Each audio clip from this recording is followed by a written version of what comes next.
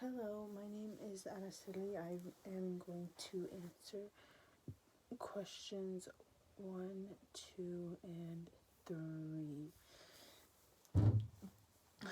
Um, Question 1 asks us to explain what the author means when they argue that all identities are grounded in similarities and differences.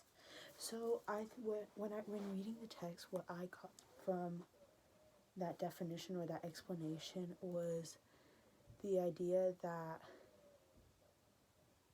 every identity we choose to have for ourselves is shared with others and shared with people, which is and has been done before, which is that similarity, but it's also what differentiates you from everyone else, or the way you adopt your own identity is how you're unique and how you're different and special.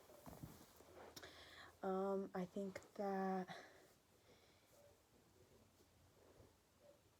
it okay, so a quote says that the difference between Catholic, Baptist, and Hindu only makes sense in relation to the fact that they are all religions, and that is on page 104.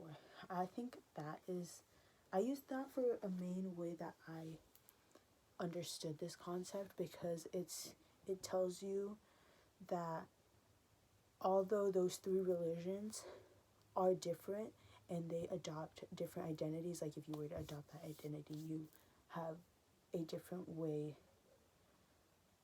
of recognizing yourselves and others.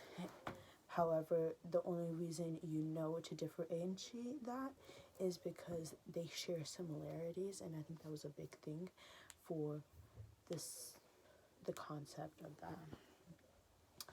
I feel like I mainly do agree. I agree that we sort of naturally adopt this concept. We naturally look for that in people. We are naturally just like, oh, I'm different from this person because of this, or wow, we're similar because we share this identity. So I think that's a main thing that is that applies. The book says on page 104 that one way that similarity is necessary is that it's related to the concepts we use to think about ourselves and what makes us unique.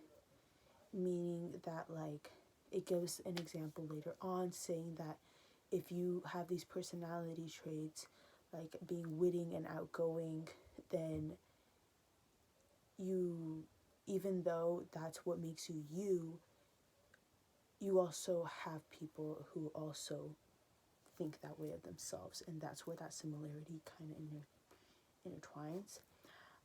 I feel like an example from my own life would be mainly being raised as kind of a Mexican American, where you sort of you have these identities for yourself, and although you share that with other people and your family and your culture, you have a way of adopting it in a specific way for you. Question 2 asks to explain a valid identity, and I think that the text describes it as a pathway to identity and sort of a process of asserting a certain identity for ourselves for our own benefit, while also consciously or unconsciously adapting to the what other people would think of that. So for example, as a Latina, could I could say that I assert my identity by being how I am, by having a vibrant community like I have, but at the same time, I'm also always in check of what other people perceive of my own identity, and I think that was a big thing for that. What people are, what makes identity authentic? Okay, so a problem that I had also run into was like when things are sort of you are perceiving them as your own, you also, it's harder to recognize what identities are authentic, or how do you know that someone is, authentic. And I think a big thing with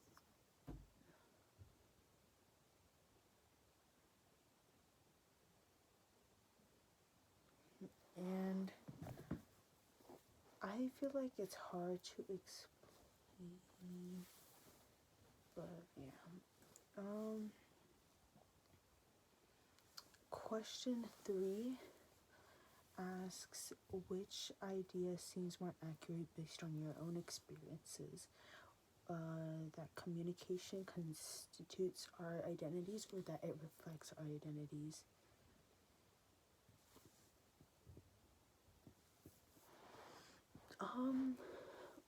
When reading both and comparing both, I feel like it's more reasonable to say that our communication constitutes our identity. And I say this mainly from the perspective as, like, for example, I'm in Running Star, and I feel like your identity isn't made yet. Like, for example, for me, I don't think my identity is made yet. When you're young, you're still adapting, and you're still learning, and I think that's the main thing that concept revolves around, is that your identity fluctuates a lot. It depends on how you communicate and how you see other communication, whereas reflection is more the idea that identity is something, and that you adopt it and it sticks more to that same thing. And because, for example, it says that the idea, it says on page 115 that the idea of communicative actions constituting our identities presents identity not as a static thing, but as a process, an ongoing achievement that is so much more fluid than we may normally think. And I think that quote is mainly what made me agree more with that idea rather than reflecting your identity. And it's mainly because identities are always, the identities that you adopt or that you put in action are going to change based off of your experience and based off of how you communicate and how others communicate with you. And although I feel like it can be a very this or that thing, and it definitely relates to each other, but I feel like that idea is more realistic to me.